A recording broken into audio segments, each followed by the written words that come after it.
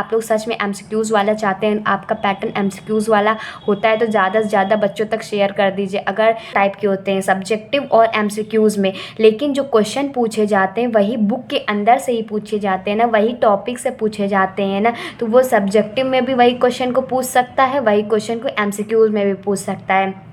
अगर आप तो friends, welcome to our YouTube channel your BSc guide. आज की इस वीडियो में हम मैथमेटिक्स के बीएससी सेकेंड सेमेस्टर के एमसीक्यूज़ क्वेश्चन को देखेंगे। मैं इस वीडियो में आप लोगों को यूनिट 1 और यूनिट 2 दोनों चैप्टर के एमसीक्यूज़ क्वेश्चन को कराऊंगी। ठीक, बहुत सारी यूनिवर्सिटी में क्या हो रहा है कि बीएससी सेकेंड सेमेस्टर में एमसीक्यूज़ टाइप के पूछे जा रहे हैं क्वेश्चन। तो ऐसे में बहुत सारे स्टूडेंट ऐसे हैं जो मुझसे कह रहे हैं कि मैम आप एमसीक्यूज़ क्वेश्चन बनाइए इम्पॉर्टेंट जो हो। तो मेरे पास क्या था कि मेरे तरफ तो डिस्क्रिप्टिव चलता है, तो मैंने मैथ्स में यूनिट 1 और यूनिट 2 को बहुत ही डिस्क्रिप्टिव वे से अच्छे से पढ़ा दिया हुआ है। और बहुत सारे बच्चों का एमसीक्यूज़ क्वेश्चन है तो वो पूछ रहे हैं कि इसके इम्पॉर्टेंट क्वेश्चन क्या होंगे। तो मेरे पास एक सीरीज़ थी जिसमें इम्पॉर्टेंट क्वेश्चन है, एमसीक्यूज़ क्वेश्चन, उसी को मैं आप लोगों को बताने वाली हूँ ताकि आप लोग भी इस तरीके से देख लें। और इस तरीके से क्वेश्चन एमसीक्यूज़ बेस में भी आता है। मैंने आप लोगों से पहले भी कहा था कि जितने भी वो पैटर्न होते हैं वो 2 टाइप के होते हैं, सब्जेक्टिव और एमसीक्यूज़ में, लेकिन जो क्वेश्चन पूछे जाते हैं वही बुक के अंदर से ही पूछे जाते हैं ना, वही टॉपिक से पूछे जाते हैं ना, तो वो सब्जेक्टिव में भी वही क्वेश्चन को पूछ सकता है, वही क्वेश्चन को एमसीक्यूज़ में भी पूछ सकता है। अगर आप लोगों को यूनिट 1 अच्छे से पढ़ना है, पूरा डिटेल में समझना है ना, तो आप मेरे प्लेलिस्ट पे जाइएगा। चैनल पे प्लेलिस्ट है सेकेंड सेमेस्टर मैथ्स की, उसमें यूनिट 1 को मैंने बहुत ही डिटेल में समझाया भी हुआ, उसमें अच्छे अच्छे क्वेश्चंस भी कराए हुए हैं। अगर आप लोगों को मैथ्स में क्या होता है कि एमसीक्यूज़ डायरेक्टली सॉल्व नहीं कर सकते हैं, उसको पहले सॉल्व करना रहता है फिर उसका आंसर लिखना रहता है, तो आप जा कर के बीएससी सेकेंड सेमेस्टर मैथ्स की प्लेलिस्ट से यूनिट 1 और यूनिट 2 अच्छे से पढ़ लीजिएगा। अब इसके कुछ एमसीक्यूज़ क्वेश्चन को देख लेते हैं। सबसे पहला क्वेश्चन है हमारा, multiplication of matrices E N F and G is matrix E N G R. देखिए, ई मैट्रिक्स दी गई है, जी मैट्रिक्स दी गई है, एफ मैट्रिक्स को पूछा गया है। ये वाला क्वेश्चन मैंने ऑलरेडी कराया हुआ है मैट्रिक्सेस वाले में, क्योंकि वो सब्जेक्टिव में भी पूछा गया है और इसमें देखिए एमसीक्यूज़ में भी पूछा गया है, तो एफ मैट्रिक्स को इसमें निकालना है।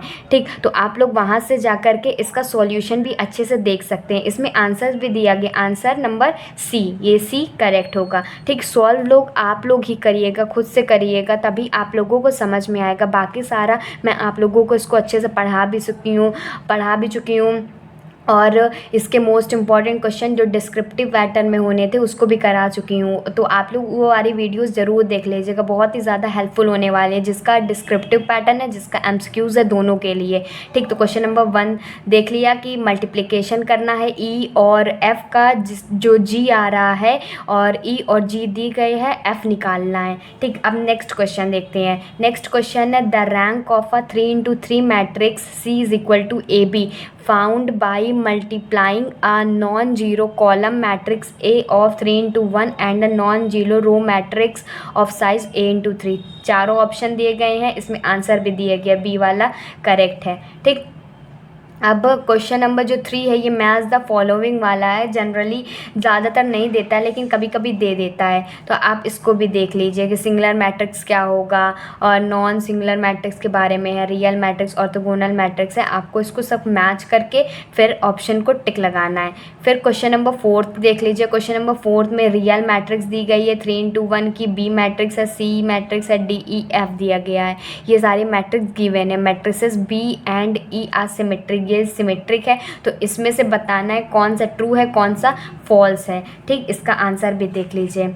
अब क्वेश्चन नंबर 5 देखिए, इसमें if P not equal to O be a 3x3 real matrix there exist linearly independent vector x and y such that px is equal to 0 py is equal to 0 the dimension of the range space of P क्या होगा। ठीक, और भी कुछ question से देख लेते हैं। क्वेश्चन नंबर 6 है, if y is equal to a cos log x plus b sin x, then हमें इसका डिफ्रेंशिएशन बताना है कि क्या होगा। इसको पहले डिफ्रेंशिएट करेंगे, इसमें डबल डिफ्रेंशिएटिव दिया है ना, तो इसका डबल डिफ्रेंशिएटिव निकालेंगे। क्या इस तरह करने पे कौन सा इसका जो है सॉल्यूशन बनेगा। ठीक, 7th में भी है कि solution of dy by D X plus 2x is equal to y, इसका सॉल्यूशन निकालना है, इसको सॉल्व करना है, डिफ्रेंशिएट करना है।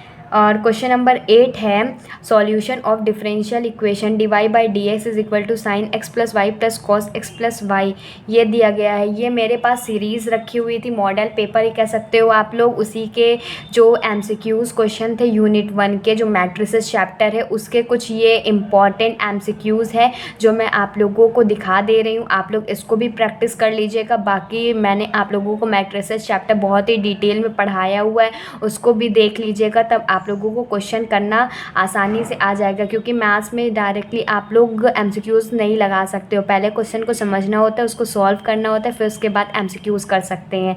ठीक, तो यूनिट 1 में इतने ही MCQs थे इसमें। अब यूनिट 2 में देख लेते हैं और भी MCQs। ये देखिए, ये यूनिट नंबर 2 के MCQs क्वेश्चन है जो कि मेरे पास सीरीज़ में दिए गए हैं। यूनिट 2 जो कि हमारा आइगन वैल्यूज़ और आइगन वेक्टर्स के ऊपर था, इसको भी मैंने आप लोगों को बहुत ही डिटेल में पढ़ाया हुआ है, समझाया हुआ है। एक एक कॉन्सेप्ट जितने यूज़ होने वाले थे वो भी सब बताया हुआ है, और इसके क्वेश्चंस कैसे होने वाले वो भी तक सब कुछ बताया हुआ है। तो आप लोग सिर्फ कॉन्सेप्ट ही पढ़ लेंगे ना, तब आप लोगों को समझ में आ जाएगा। लेकिन मैं कहती हूँ कि आप लोग पूरा वीडियो आइगन वैल्यूज़ और आइगन वेक्टर वाला जो पूरा अच्छे से पढ़ाया हुआ है उसको ज़रूर देख लीजिएगा, क्योंकि आप लोगों को क्वेश्चन सॉल्व करना आ जाएगा। तो इसके MCQs क्वेश्चन देख लेते हैं। इसमें जो MCQs क्वेश्चन में सबसे पहला जो है वो है the number of linearly independent eigen vector. इसमें आइगन वेक्टर बताना है 2 1 0 1, ये भी है दिया गया है। इसमें 4 दिया गया है, इसमें से बताना है कौन सा सही है। क्वेश्चन नंबर 2 में है for what value of x will be the matrix given matrix B singular.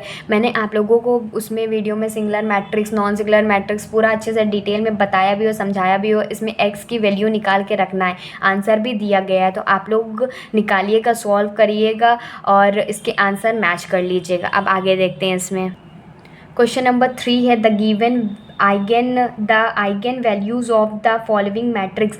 Eigen values दिया गया है, मतलब इस जो वेक्टर ये मैट्रिक्स दी गई है इसका हमें आइगन वैल्यूज़ निकालना है। मैंने आप लोगों को आइगन वैल्यूज़ निकालना बहुत अच्छे से समझाया भी हुआ है, तो मैं आप लोगों को MCQs वाली वीडियो में सब क्वेश्चन नहीं बता रही हूँ, मैं पूरा सॉल्व करना नहीं बता रही हूँ, क्योंकि ये सब बता चुका हुआ है मैंने। ठीक, क्वेश्चन नंबर 4 में है all the 4 entries of 2 × 2 matrix, जहाँ पर P दिया गया है are non zero and one of its eigen value is 0, which of the following statement is true।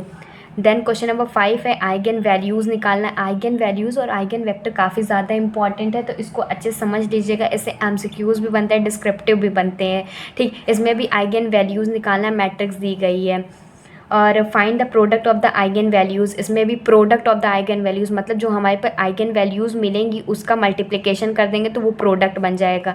फिर उसके बाद let us consider a square matrix A of order n with eigen values A B C, then the eigen values of the matrix A का transpose क्या होना चाहिए।